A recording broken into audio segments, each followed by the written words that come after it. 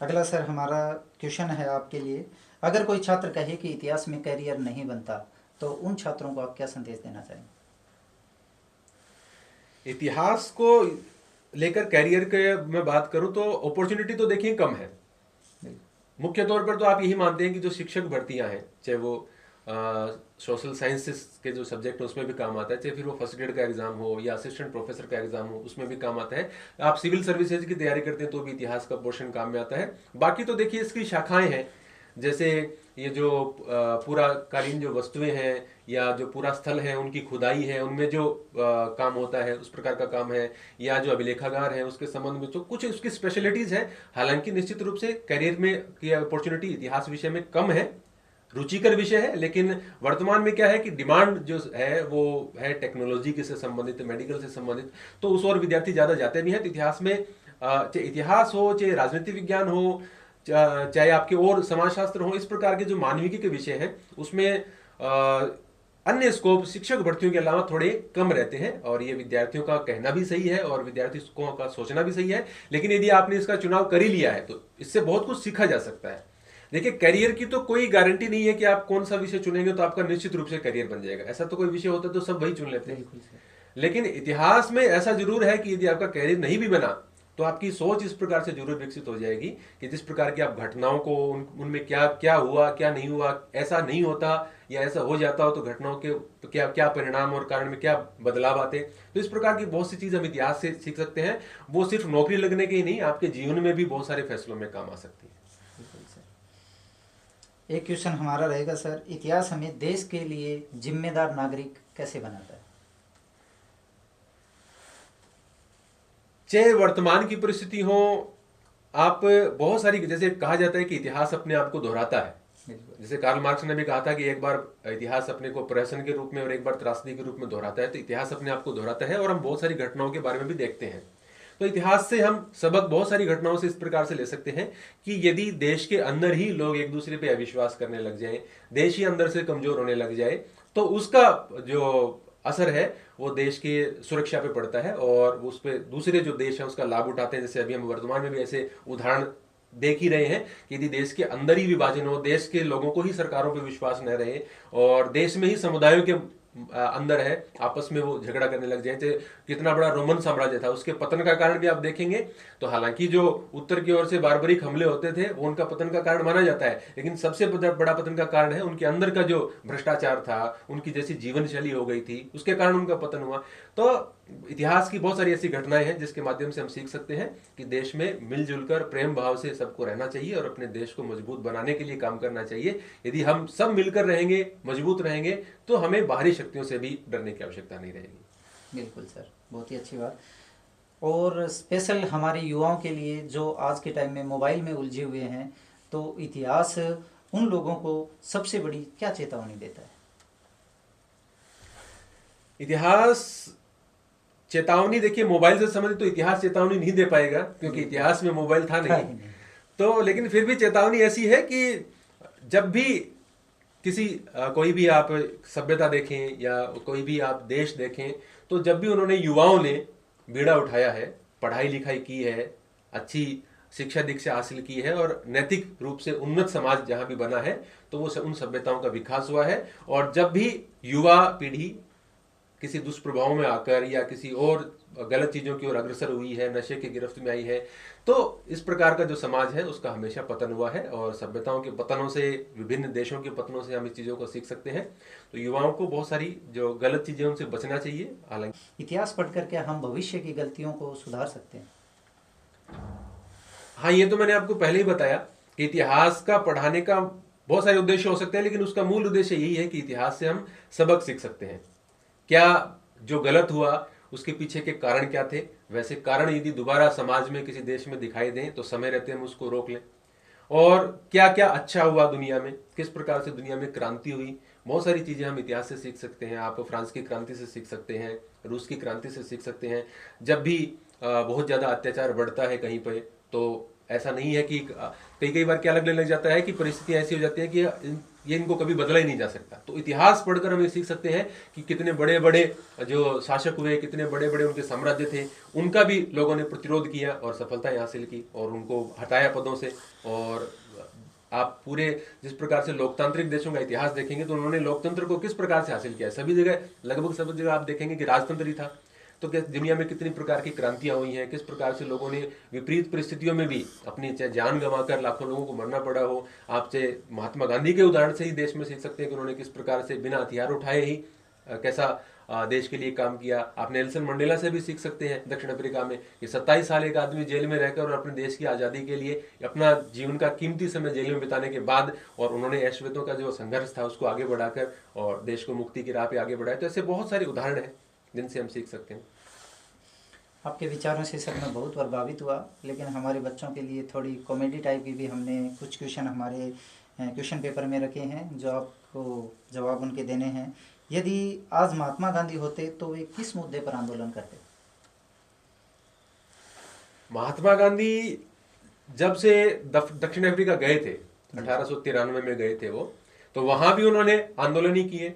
और भारत में भी जब वो आए 1915 में, तब भी वो मृत्यु तक आंदोलन ही करते रहे जब तक अंग्रेजों से हमें मुक्ति नहीं मिल गई। तो आज मुझे लगता है कि ऐसे बहुत सारे मुद्दे हैं, तो मुझे नहीं लगता कि गांधी जी को आंदोलनों से अवकाश मिलता। चुप रहते। हाँ, वो आंदोलन ही करते रहते। क्योंकि जैसे हम असहयोग आंदोलन जब हुआ 1920 से 22 के दौरान, उसके बाद में भी वो गिरफ्तार कर लिए गए।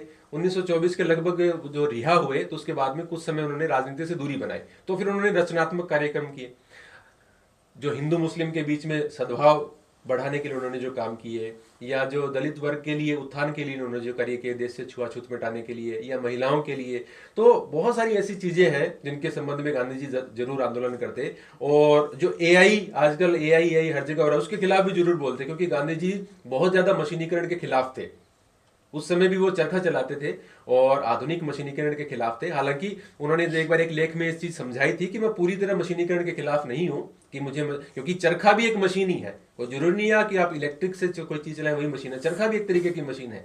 तो उन्होंने कहा कि मैं मशीनों के लिए जो पागलपन है उसके खिलाफ हूं, कि आप सब कुछ बदल देना चाहते हैं। तो उनका कहना था कि लोगों का रोजगार छिन जाएगा और छिन जाएगा। तो एआई के संबंध में भी हम ये भी बात सुन रहे हैं। तो मुझे लगता है गांधी जी का आर्टिफिशियल इंटेलिजेंस के खिलाफ भी जरूर आंदोलन करते थे। ऐसी बहुत सारी चीजें हैं। जिस प्रकार का हमारा समाज है, किसानों के लिए वो जरूर आंदोलन करते। वो तो हमेशा ही स्वराज की बात करते थे और स्वराज में भी ये कहते थे कि इसका मतलब तो ये है कि जब हम अंतिम जो व्यक्ति हैं, जो खेत में जो किसान है, मजदूर है, उनके लिए जब अच्छा होगा तभी असली स्वराज आएगा। तो उन ऐसे किसानों और मजदूरों के मुद्दे वो जरूर उठाते।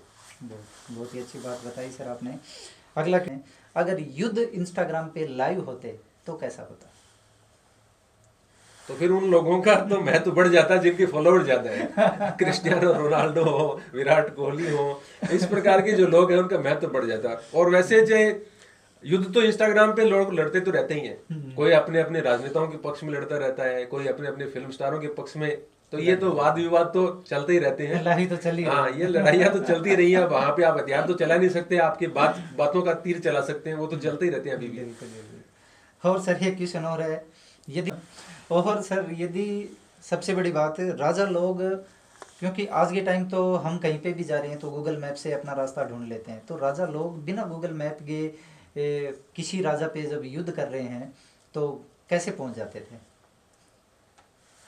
उनकी सेना में युवाओं के साथ साथ अनुभवी लोग भी हुआ करते थे। और ऐसा नहीं है कि वो सिर्फ मुंह उठा के किसी तरफ चले जाते थे। जी जी। प्लानिंग होती थी और बहुत सारे चाहे उन्होंने अपने पूर्वजों से सीखा हो रास्तों के बारे में, कहाँ नदियां बहती हैं, कहाँ पहाड़ हैं, कहाँ पे झील आएगी और किस मौसम में किस तरफ यात्रा करना अनुकूल होता है। तो ये जानकारियां उनके पास पहले से होती थी और ऐसी जानकारियां जुटाए बिना तो शायद वो इस प्रकार से आगे नहीं बढ़ते होंगे। तो गूगल मैप भले ही नहीं हो, उनके पास ऑफलाइन गूगल मैप जैसे लोग होते थे जो जिनको रास्तों का, चाहे वो जंगलों के बीच से हो चाहे पहाड़ियों के बीच से हो, उनको पता तो होता ही था।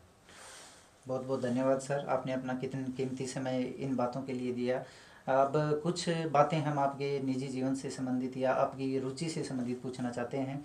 तो आप सबसे पहले बात, भारत में आपको पता है क्रिकेट सबसे बड़ा एक त्यौहार के रूप में बनाया जाता है, एक महोत्सव है। तो आप किस क्रिकेटर के सबसे बड़े फैन हैं? भारत में विराट कोहली मेरे सबसे फेवरेट क्रिकेटर हैं।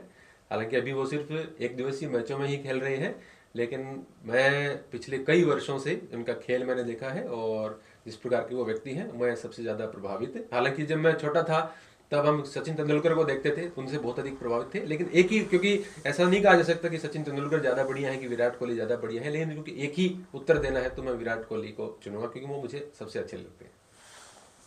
मैं मेरे दर्शकों को एक बात और बताना चाहता हूँ, हमारे सर शिक्षक के साथ साथ एक बहुत अच्छे क्रिकेटर भी रहे हैं, और सबसे ज़्यादा मेरे को इनकी क्रिकेट में प्रभावित किया है तो इनकी बॉलिंग ने किया है।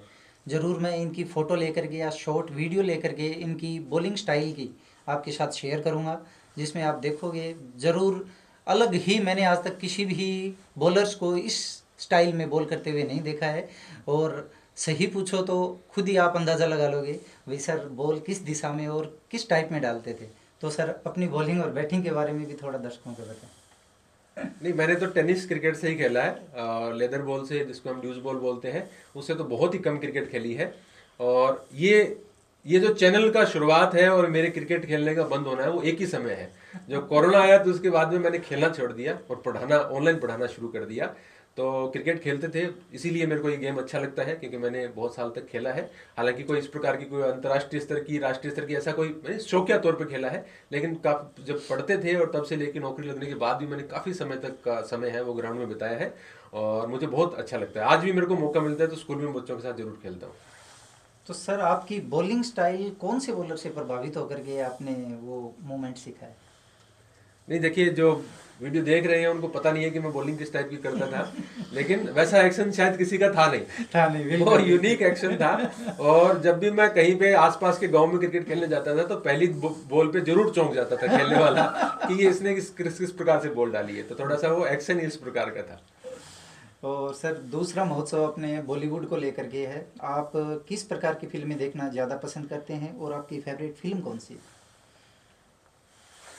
फेवरेट फिल्म तो आजकल क्या है कि पिछले 3-4 सालों के दौरान मैंने जो काम ज़्यादा बढ़ाया है, इसके चक्कर में मैं बहुत कम फिल्में देख पाता हूँ। लेकिन एकदम से मुझे कहेंगे तो मुझे फेवरेट फिल्म भी शायद याद नहीं आएगी। लेकिन आजकल मैं साल में कोई एक दो ही फिल्म, ऐसी फिल्में जो मुझे ऐसा लगता है कि समाज में कुछ अच्छा संदेश देने वाली हों, या कभी कभी ऐसी भी फिल्में देख लेते हैं जो दक्षिण भारत से संबंधित ऐसी किताब, जो फिल्में डब होके आती हैं मारधाड़ वाली, सभी प्रकार की देख लेते हैं, लेकिन टाइम का थोड़ा सा अभाव रहता है। तो अभी तो मुझे एकदम से ये फिल्म भी याद नहीं आ रही कि कौन सी फेवरेट होगी, क्योंकि मैंने सोचा नहीं था इस प्रकार का कोई भी प्रश्न होगा, क्योंकि फिल्में बहुत सारी अच्छी लगती हैं। फेवरेट फिल्म के बारे में बॉलीवुड की तो नहीं, लेकिन मैंने पिछले साल एक फिल्म देखी थी, मिरेकल इन सेल नंबर 7। वो मूल रूप से तो शायद तुर्की तुर्की भाषा की फिल्म है, मैंने सबटाइटल के साथ देखी थी इंग्लिश में। तो मिरेकल इन सेल नंबर 7, तो पिछले मैं 5-7 वर्षों के दौरान मुझे सबसे अच्छी कोई फिल्म देखी हुई याद आती है तो वो फिल्म याद आती है।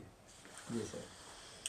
और एक बात और, सबसे ज़्यादा सीख किस चीज़ से मिलती है? यात्राओं से, किताबों से, या फिल्मों से, या अपने निजी जीवन से? सीख अनुभवों से ही मिलती है, और अनुभव किसी भी प्रकार से लिए जाते हैं, लेकिन मेरा ये मानना है कि फिल्में रुचि के लिए तो अच्छी हैं, फिल्में देखना सभी को पसंद ही होता है लगभग, लेकिन किताबें पढ़ना बहुत जरूरी है। आप अपनी रुचि के अनुसार किताबें पढ़ सकते हैं। हर व्यक्ति को महीने में एक किताब तो जरूर पढ़नी चाहिए, चाहे वो शिक्षा से जुड़ा हुआ हो या नहीं हो। यदि आपको पढ़ना आता है तो आपको एक किताब तो हर महीने जरूर पढ़नी चाहिए, वो हमें बहुत कुछ सिखाता है। और यात्राओं का ऐसा है कि यात्राओं का मतलब ये नहीं है कि आप विदेश यात्राएं करें, हर किसी के पास इतना कोई पैसा भी नहीं हो सकता, लेकिन हम अपने देश में ही घूम सकते हैं। कई बार हम क्या लगता है कि हम जिस इलाके में रहते हैं तो हमको लगता है कि ऐसा ही तो संस्कृति होती है, लोग ऐसा ही खाना खाते हैं, ऐसे ही कपड़े पहनते हैं, ऐसे ही सोचते हैं। लेकिन जब हम बाहर जाते हैं, हम भारत में ही, आप जैसे हम लगभग उत्तर भारतीय जो सोच है, राजस्थान तक भी चाहे उत्तर पश्चिम में स्थित हो, उत्तर भारतीय सोच के हिसाब से हम बात करें तो हमारी संस्कृति में ही आप भारत में देखेंगे कितने प्रकार की संस्कृति है। आप दक्षिण भारत में जाओगे, पूर्वोत्तर की ओर जाओगे, ऊपर जम्मू कश्मीर की ओर जाओगे, तो आपको ये आदिवासी समाजों की ओर जाओगे मध्य भारत के, तो आपको बहुत सारी ऐसी संस्कृतियां, उनके खान पान अलग है, उनका रहन सहन अलग है, उनके कपड़े अलग हैं, तो बहुत सारी ऐसी चीजें हैं। तो उनसे हमें बहुत कुछ सीखने को मिलता है कि हमें किसी चीज को लेकर लोगों को जज नहीं करना चाहिए, बिल्कुल बिल्कुल। है ना। किसी का खान पान कैसा हो सकता है, किसी का पहनावा अलग प्रकार का हो सकता है ना, किसी की सोच हो सकती है, किसी के रीति रिवाज दूसरे प्रकार के हो सकते हैं। तो यात्राएं भी हमें बहुत सिखाती हैं। बहुत बहुत धन्यवाद सर, आपने अपना कीमती समय हमारे यूट्यूब चैनल सैल्यूट अवर रियल हीरो को ले दिया। और लास्ट में मेरा क्वेश्चन हमारे चैनल को लेकर के ही होगा, भाई इस चैनल को लेकर के आपके क्या विचार हैं? हमारी शुरुआत को लेकर के या इस चैनल को लेकर के आपका क्या कहना है? जब भी आप कोई नई शुरुआत करते हैं तो आपके मन में हिचक होती है। बिल्कुल। कुछ आपके साथ के लोग ही आपको ये कह देंगे कि ये नहीं चलेगा, या ये कह देंगे कि ये अच्छा नहीं बन रहा है।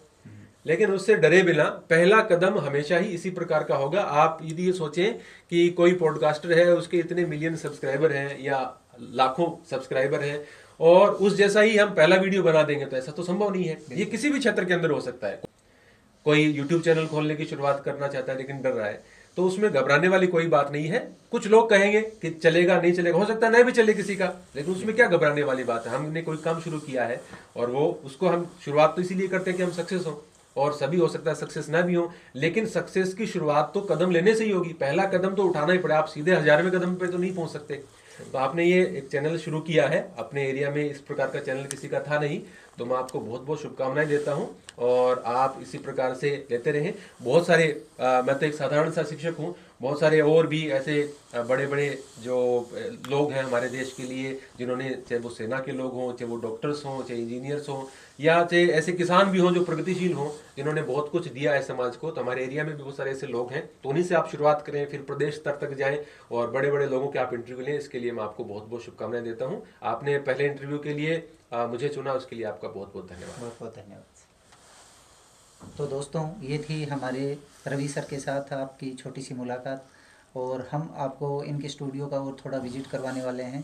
इन्होंने अपनी इस अथक मेहनत प्रयास से 2 लाख से ज़्यादा सब्सक्राइबर अपने यूट्यूब चैनल पे बनाए हैं। एक छोटा सा परिवार कहो या एक बड़ा परिवार इन्होंने यूट्यूब चैनल पे बनाया है, जो शिक्षा के माध्यम से, सबसे बड़ी बात शिक्षा से जोड़ना। नाच गानों से तो क्या पता हर कोई यूट्यूबर जोड़ लेता है, लेकिन शिक्षा से बच्चों को जोड़ना, वो भी एक स्क्रीन पे, सबसे बड़ी बात होती है। और मोटिवेट करना सबसे बड़ी बात है, मोटिवेट। और तीसरी बात है इनकी, इन्होंने अच्छा इतिहास का अध्ययन करके अच्छी पुस्तकों का भी इन्होंने विमोचन किया है, अच्छी पुस्तकें लिखी हैं। आप विश्व के इतिहास को लेकर के ले लो, एंशियंट हिस्ट्री को लेकर के ले लो, medieval history, modern history, sorry.